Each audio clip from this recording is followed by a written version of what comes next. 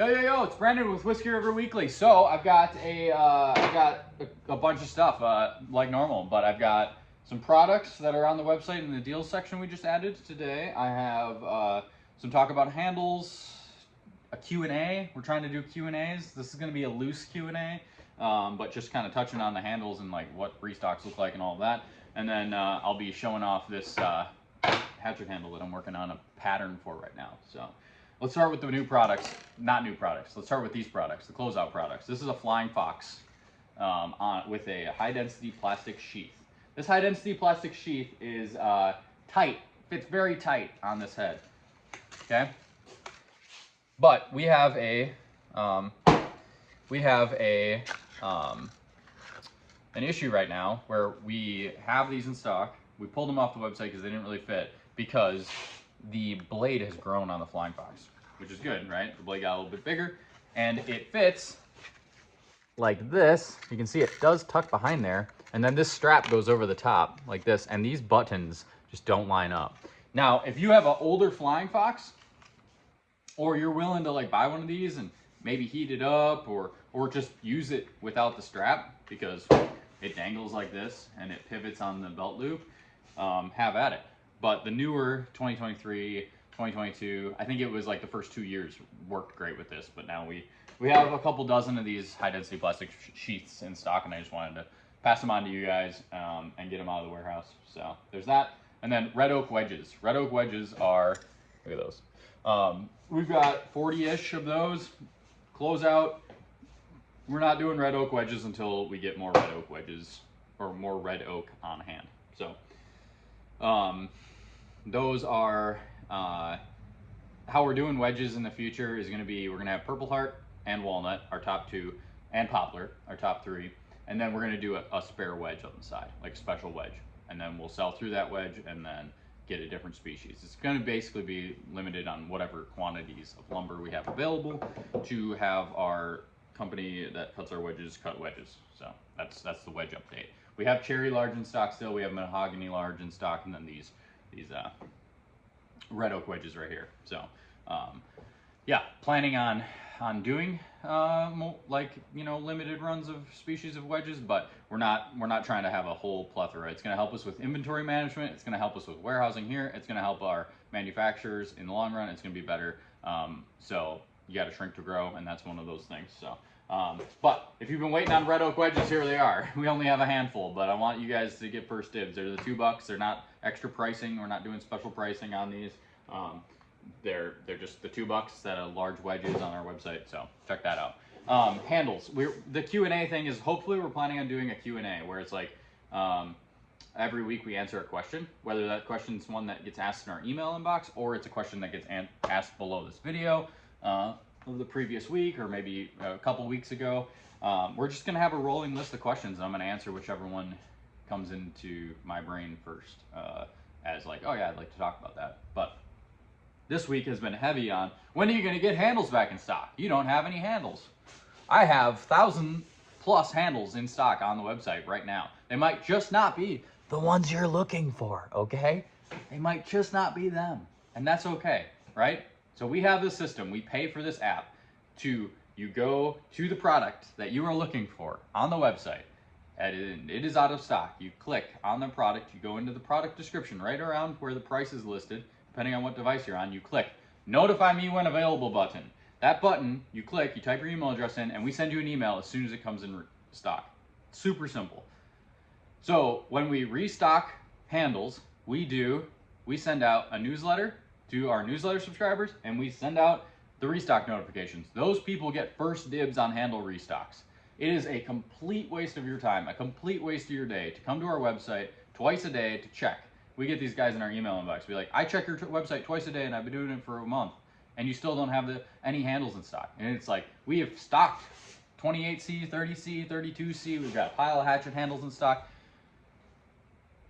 It might just not be the handle you're looking for, but emailing us being like, you don't have any handles in stock, I've been checking your website twice a day for a month. It's like, maybe, I don't know which handle you're looking for. We do have multiple handles. So it's very important. If you don't want to waste your time, go sign up for restock notifications. Like I said, we pay for that service. I was like, yes, we will put the money up to have this app so that we can have an easier way for folks to know when we get handles back in stock.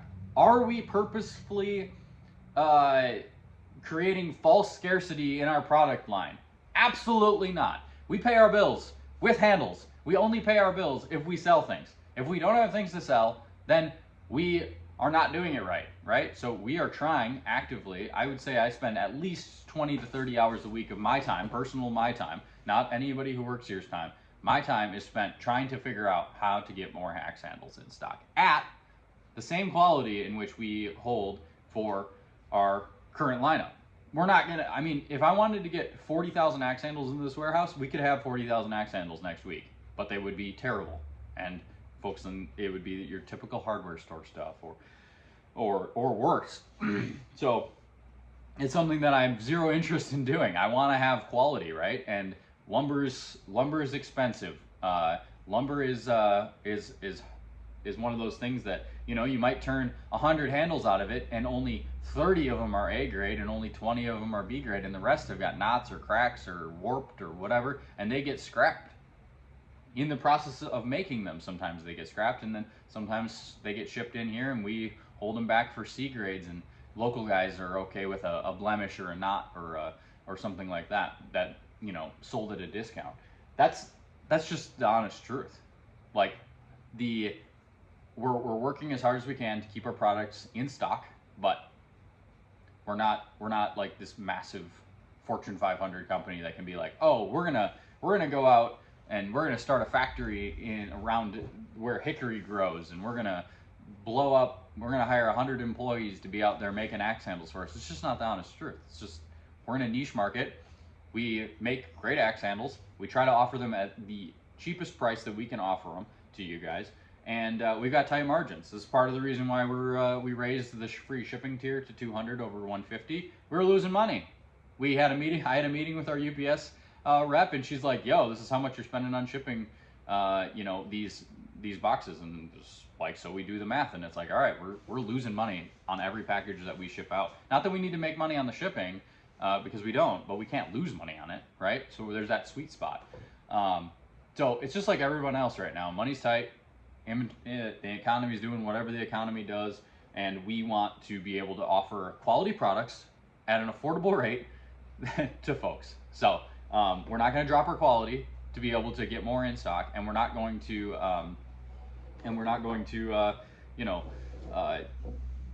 cut corners, I guess, just to appease folks who can't wait a little bit, you know. So we have rolling restocks. I know we've been slow on the restocks in the last 6 months. We've been retooling. I'll put together a video on this and be like, hey, this is what we're doing with axe handles. And maybe I should just record that today because it's raining outside and I can't get any work done. Yeah, handles. We're gonna have more handles in stock. We've been working on tooling. We've been working on getting more mills to cut handles for us. And there's progress all around, except nothing is fast. It's just how it is. If you work in manufacturing, you know how long it takes to do that kind of stuff. Now, if you have like a handle that you're like, wow, you know, this handle just sold out. I just saw this handle sell out last week, right? It's like, guys, we don't, if you see if you're waiting for a handle to sell out before you email us, you should have just bought the handle. There's no reason for a handle to sell out, you know, us to be like, so the 19HC sold out a week and a half ago, 2 weeks ago, something like that, and our email was blown up by people like, hey, when are you gonna get 19HCs back in stock? I saw you sold out. It's like, guys, we've had these in stock since January.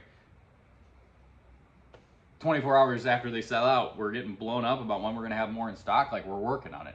Every handle in our lineup is being added to restocks. We do long stuff, then we do short stuff, then we do long stuff, then we do short stuff, and then if there's a handle that's selling better, we try to get more of that in stock. It's this ever-changing thing of managing that. If we were just selling fidget spinners that were one color on the internet like every other drop shipper in the country, we would we would be able to stock those. We could order 1 million of them from China, but we don't do that. American made, like, small business. That's how it is. We're working with small companies to make this products, and not only the handles, but the sharpening stones and the bevel gauges and card scrapers and even Council Tool. They're not a giant corporation by any means. So that's that. I have a couple patterns I'm working on, like the 19C and the Adirondack. The 19C pattern got jacked up, got dropped, and we had issues with the eye. So I'm redoing that pattern. But the 19C is not like a flagship handle. I know it's one that a lot of you guys have been waiting on. It's one that I designed. I'm like super into it. But you know, pattern making takes a while. It's a huge process. So we've got that one, and then we have the Adirondack, the 31 AD in the heritage handle section. It's just not exactly what I want it to be. It's something that I want to tweak a little bit to help our manufacturing of it. Now, it's probably not something anyone on the consumer side is ever going to even be able to tell the difference on. But I know that the easier we can make them, the more we can get. And it's just tweaking those little bitty things, you know, 10% here, 20% there.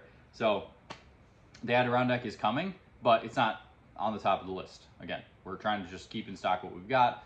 We will be restocking these handles, and it will slowly improve because of the amount of time we are putting into it. I do have a cool handle I wanted to show you guys on this video. Why not? This is what I've been working on. Yesterday I worked on it a little bit. I have this, you can see here, this is a handle that actually my friend Greg in Ohio bought at an auction. It had a Hudson Bay or Montreal pattern head on it, and he was like, hey, do you want to buy this axe, or you want me to buy this axe for you for the handle? I was like, heck yeah. So it was twisted. The whole handle was twisted on itself. Awesome palm swell, you know, very heritage line style of palm swell. But the palm swell is, and the palm swell is the reason why I really like the handle. But the shape is really interesting and unique, and since the handle had the pith going through it, which you never want to make an axe handle with pith going through it, I had to slice the handle here, right there, and then twist it, high tack that together with the high tack spray, then sand, contour, and then I was like, well, the eye was super jacked up and tiny because it was a Hudson Bay, so I glued on a boy's axe eye, and it kind of gives that shape. Now we're gonna bring this in a little bit, so this will be a little bit more curvy. The eye will probably be just around 2 inches, maybe 2 1/8. We'll see. This front edge will be a little bit so that this belly of this axe can carve back. This is something I really enjoy doing, but it takes a pile of time. I got like 5 hours into this handle so far, and then that's not even, this isn't something we can just chuck in the lathe. This is just proof of concept. Now we have to copy this into an actual aluminum pattern, make the aluminum, get it cast, and then modify the aluminum to work in the lathe, as well as modify this to, you know, be able to, or modify the aluminum when it comes to smooth it out or change shape as we do test runs on the lathe. So lots and lots of work to bring these to market, but super fun. So I just wanted to show you guys, this is the one I'm working on. It's going to be a large hatchet handle for our website. So heritage line. Anyway, be good, stay sharp. Thanks for all of the support on the files. And if you have, if you want to check them out, type in files in the search bar. We got a pile of hand files available. So be good, stay sharp, and see you next time.